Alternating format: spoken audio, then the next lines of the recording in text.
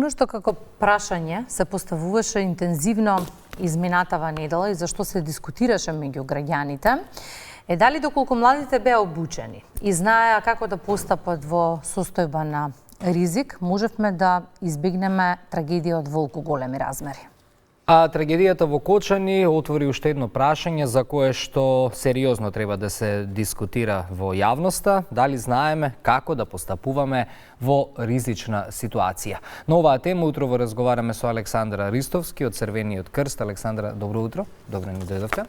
Добро утро.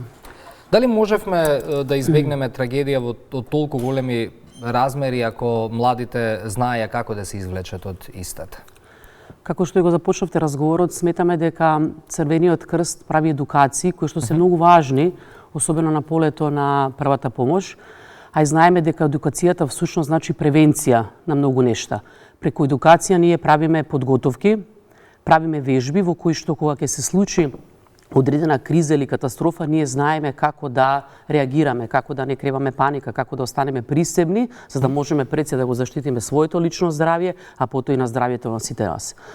Важни се тие некои обуки, јас можам да споделам низ бројки дека нашата организација започна кампања во соработка со Министерство за образование и во 2003 година, 2004 година некаде околу 45.000 ученици, значи ја помина обуката за првата помош во државата и некаде околу 1000 наставници, што мислам дека е навистина добра бројка, но тие беа оние освежителни курсеви, да речам, во кои што ги учевме како да го заштитат своето здравје, да речам, на она основно ниво, но и да ја промовираме информацијата дека Црвен крст имаме во секој град, во секоја општинска организација, кај што може да се добијат оние продлабочени курсеви, не само освежителни, каде што навистина може да ги зајакнеме своите капацитети.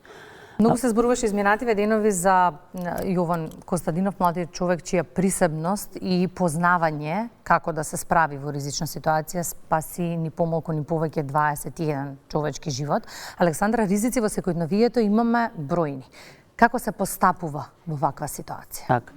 Како што кажав и на почетокот, значи многу е важно обуката, многу е важно смиреноста, таа не може да ја добиеме доколку ние од друга страна немаме обука, немаме тренинзи, немаме подготовки, така да секој мора да ги помине сите тие, да речам, нешта за да може навистина да знае како да реагира. Кај нас младите најмногу се запознаени со првата помош преку курсевите, односно преку испитите кога треба да станат шофери, да речам, и тогаш тие тоа го полагат задолжително. И тогаш збориме за некои часови, за некои курсеви кои што траат по 6 часа или по 8 часа, каде што навистина може да се научат многу работи.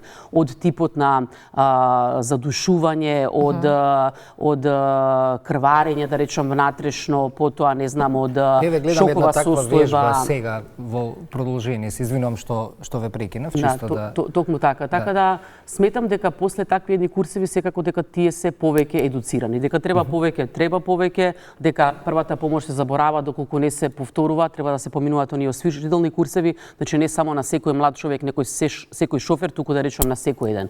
Ова сега што го гледавме всушност беа едни вежби. Тука би сакала сега да ги споменам оние два закони кои што се многу важни. Тоа е Закон за безбедност и здравје на работа, каде што истиот препишува дека во една работна организација која што има 20 лица, едно лице мора да биде обучено за прва помош. Токму во таа ситуација, доколку се случи нешто, да имаме некој кој што знае како да реагира, како да ја укаже првата помош, како да остане присебен, како да ја смири целата толпа, но тие се курсеви кои што се поминуваат и треба да имаме повторно освежување на истите. Не значи дека како денеска јас тоа сум го завршил, дека наредните 20 години завршувам. Така да тоа е многу важно, значи да се почитуваат оние закони кои што веќе се пропишани, бидејќи тие постојат и се добри, само треба да се почитуваат и да се врши мониторинг и евалуација. А вежбите кои што ги гледавме сега, тоа се симулацијски вежби кои што се организираат во училиштата, например, кои што се под локална самоуправа и кои се под заштита на дирекција, под делот на дирекција за заштита, а Црвениот крст е некој кој што дава поддршка кога ќе се појави веќе иницијатива во самото училиште за спроведување на едни вакви вежби, кои што се многу важни. Оти станува збор за вежби од типот на земјотрес, пожар, поплава, и тоа се процедури во кои што е вклучено целото училиште, во кои што се вежба од каде се излегува, каде се излазите во таквата ситуација, каде стојат противпожарни апарати, кој наставник во таа ситуација како реагира, како го изнесува своето училиште, да се остане присебен, токму да не се направи онаа толпа во која што може да бидат бројот на повредените многу поголем. И тоа е нешто што треба да се прави еднаш годишно, да речам во секој училиште и во секоја поголема организација, за да знаат луѓето која е процедурата и како треба да се прават сите тие вежби.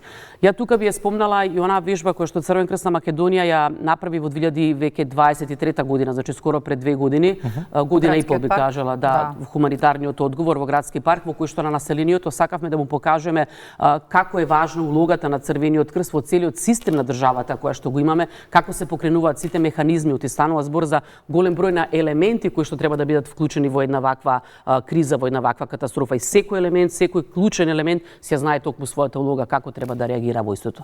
Но повторно ќе речам, многу се важни едукациите, вежбите, тренизите, повторувањето на сите нешта. Сето ова е неформално, кога го споминавме образовниот систем. Потребно ли е според вас сето ова да биде инкорпорирано во нашиот образовен систем и да се повторува повеќе пати ако зборуваме за една генерација?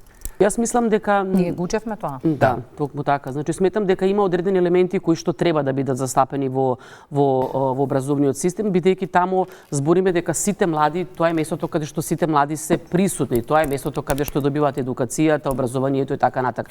Колку повеќе додадеме ние елементи кои што се важни како животни вештини, толку повеќе ние нив ќе ги зајакнеме. Така да сите оние делови кои што може да се искористат, сметам дека треба да бидат присутни, треба да се искористат истите. И колку е важно да се повторува темата. Бидејќи споменав, ние го учевме, меѓутоа сега еве ако се навратам, дали знам како во одредена ситуација во моментов да изреагирам, ќе ми треба веројатно време да се потсетам. Ова е материја која што не се учи еднаш за секогаш и завршуваме со процесот. Ова е нешто кое што треба веројатно постојано да се повторува и надградува. Така. Како што и кажав, тренингот е едно нешто, едукацијата е едно нешто, но подготовката, повторувањето е многу важно. Затоа постојат тие некои освежителни курсеви кои што не значи дека еднаш како ќе добиам лиценцата со тоа завршувам, туку тие истите треба да се обновуваат. Од ова се некои ситуации кои што ние немаме баш многу простор и можност каде да ги вежбаме. Знаете како ако имате повредено лице или лице во шокова состојба, тоа не е секојдневна ситуација. Така да тие нешто секако дека се заборават, но мора и да знаеме дека во тие моменти стравот преовладува. Имаме тотална блокада, да речем, на телото, на умот, особено во една таква ситуација во која што гледаме страв присутен и кај другите, значи апсолутно можеме да се блокираме. Но сето тоа може со некои одредени подготовки, тренинзи, да речем, да се надмине, да се ставиме во некој, да речем, ниво во кој што можеме да трезвено размислуваме и да дадеме поддршката како што треба. Така. Верувам ќе продолжи интересот кај младите. Многу пати сме разговарале досега за вашите обуки, за вашите едукации, интерес има. Сакам да го споменеме за крај моментот на социализација, колку исто така тоа важно кога младите луѓе се групираат, се дружат и споделуваат исто така искуства. Така. Младите луѓе волонтираат не само во Црвениот крст, да речем во многу организации, што сметаме дека е добро, бидејќи таму се поврзува таа теорија и акција, формално и неформално образование, и се учат токму оние вештини за кои што рековме преска дека се некогаш и од животна важност. Така да секој треба да го најде своето место во делот на волонтирањето, да видиме какви интереси има согласно своите капацитети и да може да биде дел од целиот тој еден систем. И сега она што е интересно и важно, кога вие веќе ќе влезете во тој систем, постојат организации како Црвен крст, кои што нудат и некои други едукации кои што се исто така важни. Например, вие ќе започнете да волонтирате во Црвениот крст преку програмата промоција на хумани вредности, каде што ви учиме како да изработувате мали проекти за добробит на заедницата. Ама при волонтирањето вие сваќате дека имате можност да ја поминете обуката за првата помош, која што е добра за вас и ги зајакнува вашите лични капацитети. Потоа да станете на пример крводарител или да бидете едукатор токму на полето на крводарување, значи за една тема која што е многу хумана и солидарна. Така да сите оние можности кои што се пружат на младите луѓе преку волонтирањето, тие треба да ги искористат тие, за да ги зајакнат своите капацитети, бидејќи зајакнувајќи ги своите капацитети, тие стануваат, да речем, подготвени на сите оние ризици и катастрофи кои што можат секојдневно да се случат. Изминативи денови видовме на различни локации низ државата. Знаеме дека брзо се мобилизирате, знаеме како умеете да одговорите во вакви ситуации. Она што ме интересира како лично го преживуваат тимовите на Црвениот крст се во ова што ни се случи изминатава недела. Ова беше една голема трагедија, да речем, за целото наше општество, за целата заедница, за семејствата, кои што и понатака многу ќе се рефлектира во сите наши животи.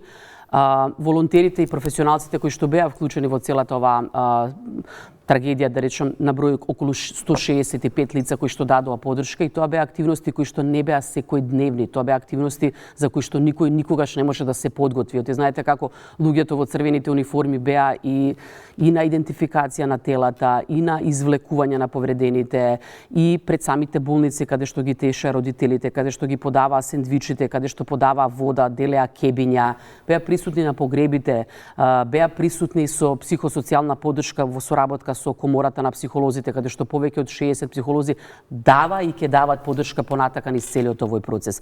Истиот тој систем на поддршка, да речем, оди за нашите волонтери. Значи, во рамките на Црвен крст постои Центар за ментално здравје, кој што е отворен токму во периодот од ковид, кога сфативме дека ваквата потреба е многу голема за нашето население, но пред се и за нашите волонтери и професионалци кои што го имаат потреба, да речем, на емотивно и психолошко празнење од целата активност и работа која што ја гледат на терен. Така да целиот тој систем кој што ќе оди за граѓаните, секако дека ќе оди за нашите волонтери, кои што сметам дека завршија одлична работа, кои што беа на ниво на задачата и на вистина голема благодарност за сите нив за добриот одговор, барем малце да се ублажи оваа тешка, да речем, ситуација во која што се наоѓаме. Да, интересен беше моментот, се извинувам, многу луѓе инспирираат вашите млади волонтери. Јас имав лично искуство пред градската болница 8 септември, кога едно од утрата дојдоа млади луѓе и велат инспирација, не беа токму младите луѓе од Црвен крст кои што ги гледаме како помагаат пред болниците, така да сакам и така да го завршиме разговорот, слушаме за волонтирањето и слично, но како најлесно да се дојде до информација за тоа и како најлесно да се стане волонтер, млад човек да се пријави во Црвен крст? Затоа што на крајот на денот се учат и на вредност. Овие млади луѓе се учат на вредност. Токму така. Постои систем кој што ние ги имаме, значи училишни клубови во секој училиште, но и во градот постои општинска организација на Црвен крст, на пример, ако сте од Дебар, се обраќате во Црвен крст Дебар, таму значи веќе има канцеларија, ако сте од Охрид, ако сте од Штип, каде и да е, значи постои канцеларија на Црвен крст, кој што понатака има свој систем на работа, има клуб на млади каде што младите може да се вклучат, или пак ако не сте веќе во групата на млади луѓе, можете да се вклучите и како лице кој што е заинтересирање за волонтирање. И понатака ќе го најдете соодветното место, дали е тоа во делот на администрација, дали е во делот на едукација, зависно од самите капацитети кои што вие ги имате и што е тоа што може да го дадете на располагање за заедницата. Од волонтерство, знаете како таа гради, тоа е највисокиот чин на солидарноста кој што може да ја покажеме во заедницата, и од друга страна тоа гради сплотени механизми за да можеме да одговориме кога настанува една ваква катастрофа во која што навистина мораме сите да бидеме чинители. Споминавте во кои салки бивте поддршкани, бивте голема поддршка и нам новинарите, и ние бевме пред многу сериозна задача изминатава недела и благодариме за тоа. Благодарам на вас и на сите оние кои што беа дел од навистина од овој настан. Уште еднаш големо сочувство за семејствата и со надежда дека оние кои што не се дома, дека набрзо ќе се вратат и дека ќе бидат добро. Тоа е надежда со која што живееме периодов. Благодарам, Александра. Благодарам.